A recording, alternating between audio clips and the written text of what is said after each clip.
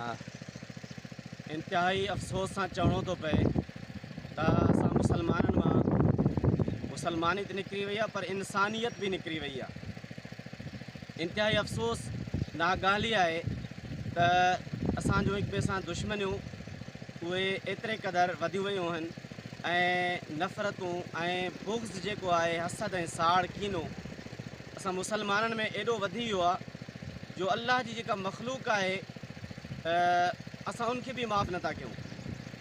हीउ ताला आहे मुंहिंजे चाचे जो, जंहिंमें सूमर जी राति कुझु शरपसंदनि, बेरहमनि, ज़ालिमनि, बुज़दिलनि हिन में ज़हर मिलायो पाणी में, तलाउ में, जिते मच्छी जो बिज बीठल हो। हीउ वीचारो असांजो इलाइक़े जो ग़रीब सैयद आहे जेको हिसेदारी ते इन ताला जी देखभाल कंदो आहे।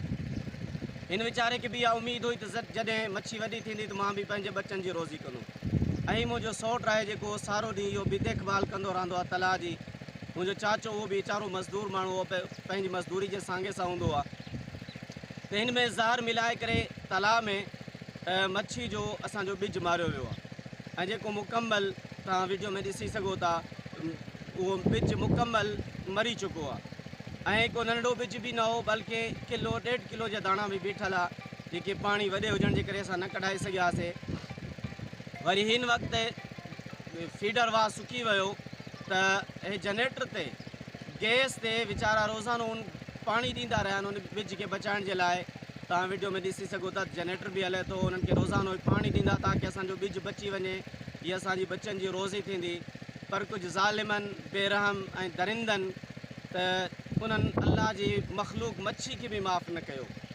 इन हिकु मच्छी जेका बेज़बान जानवर आहे उन ते बि उन्हनि एॾो ज़ुल्म कयो जो उन में बि ज़हर मिलायूं ऐं सभु मच्छी मरी वई। हिननि जो त नुक़सानु थियो पर अल्लाह वटि क़यामत जे ॾियारे माण्हू कीअं जवाबु ॾींदो इन एॾे ज़ुल्म जो जेको अल्लाह जी मख़लूक सां। ठीकु आहे पंहिंजा ज़ाती इख़्तिलाफ़ आहिनि त उहे साम्हूं अची करे असां सां विढ़नि न, उहो ॾिसूं त कंहिंजे ॿाह में केतिरो ज़ोरु आहे।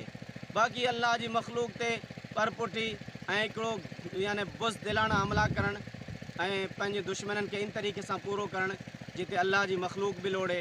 मां सम्झां थो इहे जन माण्हुनि इहो ज़ुल्म कयो आहे उहे अल्लाह जे अज़ाब खां, अल्लाह जे ॾमर खां न बची सघंदा।